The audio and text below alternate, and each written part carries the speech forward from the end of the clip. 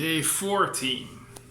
I had a not particularly active but very pleasant day.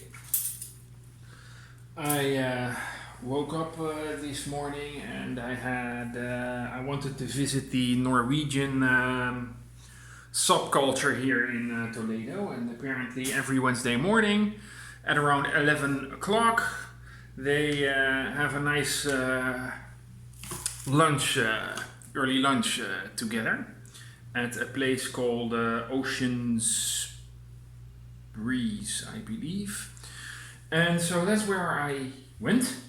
So I had some time to kill early this morning. So I sat around in a park in Toledo, and a very nice fellow started chatting me up. And apparently he was some kind of security guy for the park, because parks apparently also need security. Banks need security, 7-Elevens need security, supermarkets need security, malls need security. Everything needs security here, including a park. I mean, it can't be robbed or anything, but it needs security. In any case, was a very friendly fellow, and his colleague was, because apparently a park you can't secure it on your own, you need a colleague for that also. So his colleague also started chatting me up, which was really nice. And this woman ultimately gave me a free ride to the Ocean's Breeze thing, where the Norwegians met each other. I had a late breakfast there, and then one by one those guys arrived. In total about 6 or 7, I think. And that was actually fascinating. There were some patterns to be recognized in the type of Western guys that settle here permanently. Most of them were about 20 years older than I am on average. Most of them, or at least many of them, have had a divorce back in Norway.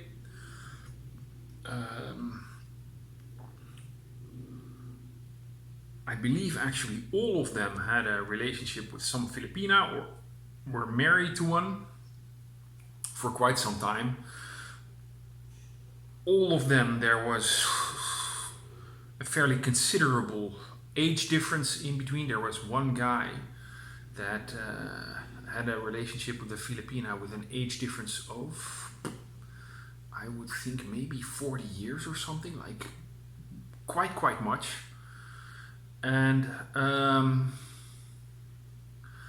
the most fascinating aspect about these people was that, of course, they are Western, which means that they don't make appointments on the basis of Filipino time. They are punctual. But the most interesting thing about these people was that they didn't care about any cultural norm anymore. Everything they did or not did, everything they do or don't do, is on the basis of their own personal experiences, and it is what they either want to do or don't want to do. And there's always some reason behind it. They think and decide fully and utterly independently, which makes them,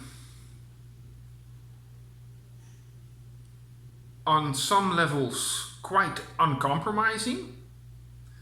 It also makes them eager to exchange experiences, because they need those added experiences as a frame of reference in order to make effective decisions for themselves on their own terms. And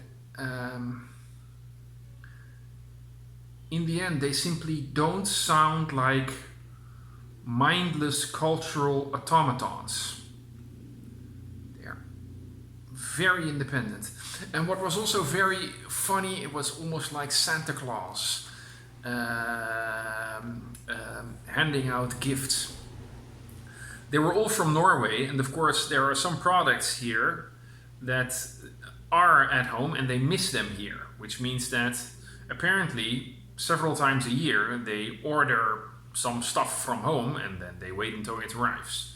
And apparently, and of course these are the holidays at the end of December, a package of nice Norwegian stuff arrived. I saw the mystery package arrive, and I was already like the package arrive, and I already was like, what's in that box? What's in there? And then it opened up, and then that one Norwegian fellow started handing out the things to people, and they were all so happy. Oh, I missed this so much, and oh yes, I like it. That was really funny. Mostly foods, but I didn't look into it specifically, but probably also some other products here and there. And that was really, really fun. I drove back and I think the jeepney driver ripped me off for about 10 pesos. It happens.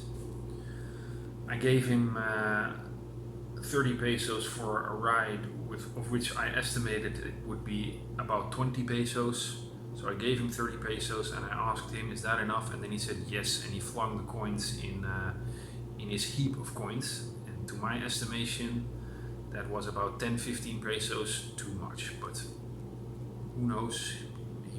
It might have been an honest deal. He may also have been ripping me off. I don't know. You know, and for me, you know, what's 10 pesos ripping off? I don't know. And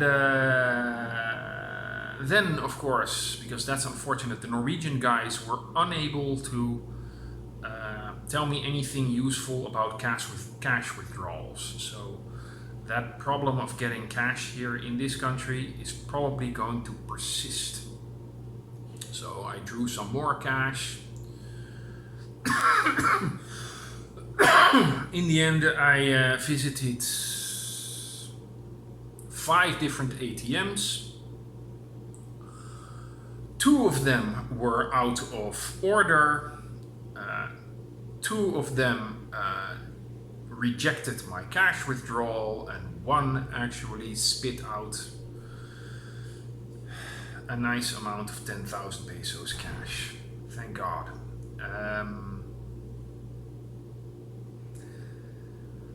I just looked at Google Maps. It feels as though the next, let's say, 15 kilometers south are going to be fairly unsuitable for tourists. I couldn't find that many hotels, and if there are any, it was all beach resorts, which means that I think the cash problem is going to be difficult around there. But further south it improves, so I think I'll be fine. But it's definitely going to be something to be mindful of. In the end, I can deal with a lot of things, like I can deal with a hotel room that doesn't have a functioning toilet. I can deal with a hotel room that doesn't have an air conditioning, no functioning power sockets, no light,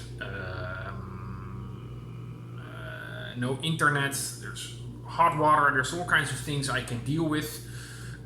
Questionable sidewalks, bad roads, all that stuff, all that typical toilets that can't lock, stuff like that. I can deal with all that. I don't care too much about that. But these ATM services in this country, I have to say, they are worse than terrible. I am not even going to, well, let's just motivate it quickly.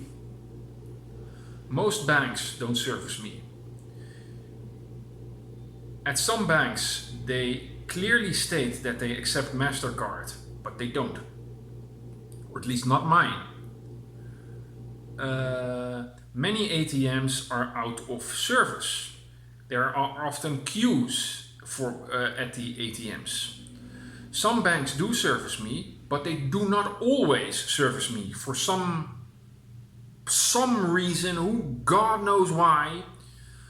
And to top it off, the Google Maps information in relation to the specific location of the ATMs is often faulty, which means that it's a numbers game if you can draw cash.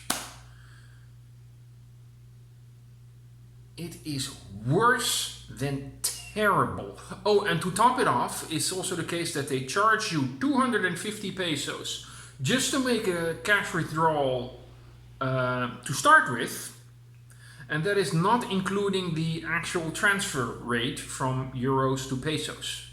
So it is also criminally expensive. Effing bastard banks. This country really needs to fix this problem. There is so much potential here for tourism, and this cash thing is such an important lifeline for that industry. Get it friggin' fixed. Worse than terrible when it comes to ATMs. I've made my point. I'll be fine. I'll see you guys next day.